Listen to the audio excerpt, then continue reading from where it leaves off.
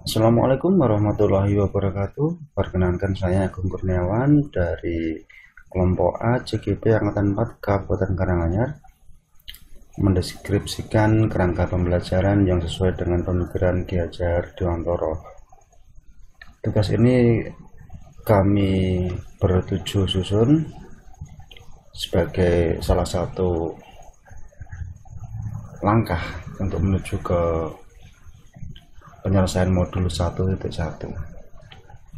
Perkenalkan, kami dari kelompok A dengan anggota 7 personel: Agung Kurniawan, Bapak Andi Saputro, Bapak Kristanto Tricahyono, Ibu Esti Rusita, Ibu Nuni Sriwayuni, Ibu Realita Mardiana Putri, dan Ibu Yayu Indarwati.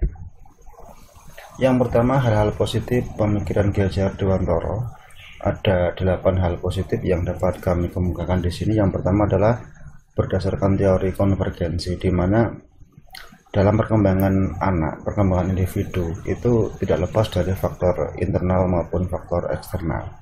Di mana pada teori konvergensi di sini peran orang tua sangat penting sekali dalam tumbuh kembang seorang anak. Yang kedua, tuntunan. Di sini guru sebagai penuntun atau memfasilitasi dari apa yang dipelajari anak. Sistem among. Guru sebagai among belajar anak. Merdeka belajar. Nah, di sini di saat ini anak dituntut untuk bisa merdeka dalam belajar. Artinya, anak belajar dari berbagai macam sumber, dengan media apa, dengan cara bagaimana, itu terserah anak. Kemudian berpihak pada anak. Artinya, yang dulu pembelajaran itu berpusat pada guru, sekarang pembelajaran berpusat pada anak. Budi pekerti juga dikedepankan oleh pemikiran Ki Hajar Dewantara, di mana dalam belajar itu tidak diutamakan ilmu saja atau wawasan secara akademis saja, namun budi pekerti juga sangat diunggulkan dalam hal ini, menghamba pada anak. Jadi guru itu harus bisa menghamba pada anak, mengerti kemauan anak.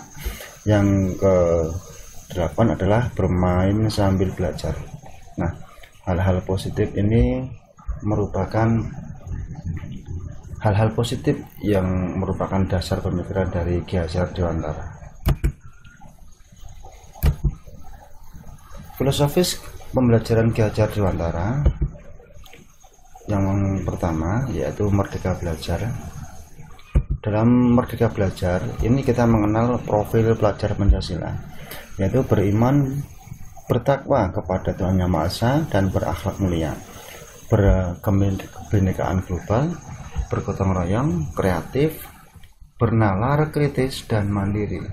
Namun dari ke-6 profil pelajar Pancasila ini yang akan kita angkat ke permukaan adalah mengenai beriman dan bertakwa kepada Tuhan Yang Maha Esa dan berakhlak mulia. Alasannya kenapa? Alasannya karena keimanan, ketakwaan kepada Tuhan Yang Maha Esa dan akhlak mulia itu merupakan dasar dari semua kegiatan yang dilakukan oleh peserta didik dalam segala aspek kehidupan, baik di lingkungan keluarga, sekolah maupun masyarakat.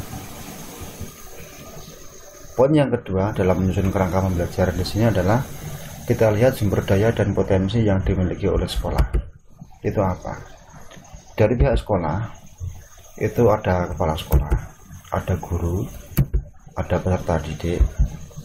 Kemudian dari pihak luar sekolah itu ada orang tua peserta didik dan lingkungan masyarakat.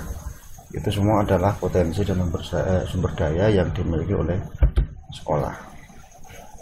Kemudian mengenai alur kerangka merdeka belajar yang kami susun, untuk capaian merdeka belajar itu kita kembali berpijak pada profil pelajar Pancasila. Ada 8 profil pelajar Pancasila seperti yang saya kemukakan tadi, dan yang saya angkat ke permukaan bersama dengan teman-teman satu kelompok adalah beriman, bertakwa kepada Tuhan Yang Maha Esa, dan berakhlak mulia. Nah, tujuan utama dari pelajar Indonesia itu merupakan pelajar sepanjang hayat yang memiliki kompetensi global dan berperilaku sesuai dengan nilai-nilai Pancasila. Ini adalah tujuan utama dari capaian Merdeka Belajar.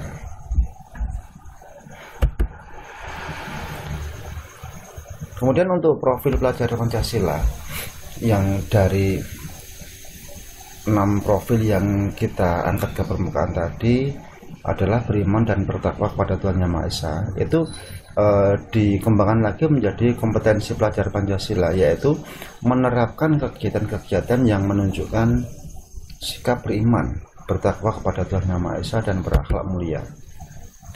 Mampu menerapkan kegiatan-kegiatan yang menunjukkan sikap beriman dan bertakwa kepada Tuhan Yang Maha Esa dan berakhlak mulia. Itu tadi adalah kompetensi dari pelajar Pancasila yang kita angkat dari profil beriman dan bertakwa terhadap Tuhan Yang Maha Esa tadi. Kemudian elemen kunci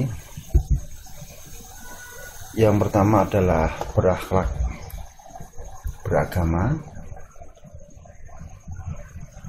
kemudian akhlak pribadi, kemudian akhlak kepada manusia, dan akhlak kepada alam, serta akhlak bernegara.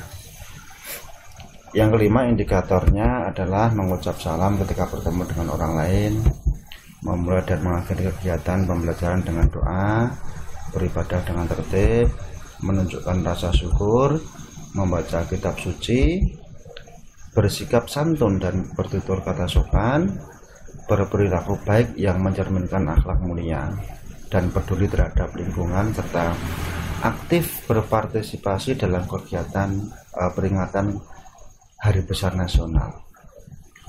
Nah, untuk elaborasinya yaitu menyusun program kegiatan yang mencerminkan perilaku beriman dan bertakwa dan berakhlak mulia.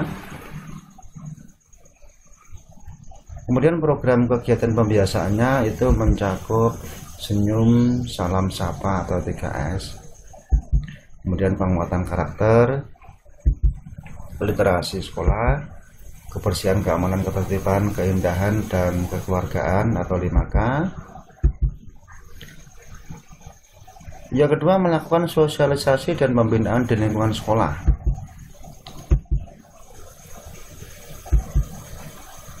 Kemudian yang ketiga adalah menyusun jadwal yang akan dilaksanakan di sekolah dan di kelas masing-masing. Yang keempat, melaksanakan program kegiatan pembiasaan sesuai jadwal yang sudah disusun. Yang kelima, evaluasi pelaksanaan program kegiatan secara berkala dan menyusun program tindak lanjut. Kemudian kegiatan yang dilakukan untuk mencapainya adalah senyum, salam sapa, yaitu bisa kita bagi, kita rinci lagi, memberikan senyum, mengucap dan menjawab salam serta menyapa ketika bertemu. Untuk penguatan karakternya adalah beribadah dengan tertib, menunjukkan rasa syukur, bersikap santun dan bertutur kata sopan, berperilaku baik yang mencerminkan akhlak mulia, memperingati Hari Besar Keagamaan Nasional. Yang ketiga, untuk literasi sekolahnya adalah membaca kitab suci. Yang keempat, untuk kebersihan, keamanan, ketertiban, keindahan, kekeluargaan atau 5K, yaitu dengan menjaga kebersihan dan keindahan sekolah, membuang sampah pada tempatnya, melaksanakan 3R ya, reduce, reuse, dan recycle.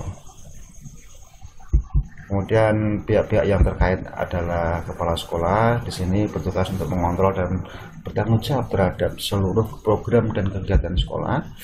Yang kedua, untuk guru, memfasilitasi, menggerakkan dan memberikan contoh pelaksanaan kegiatan sekolah. Yang ketiga, peserta didik itu melaksanakan kegiatan sekolah.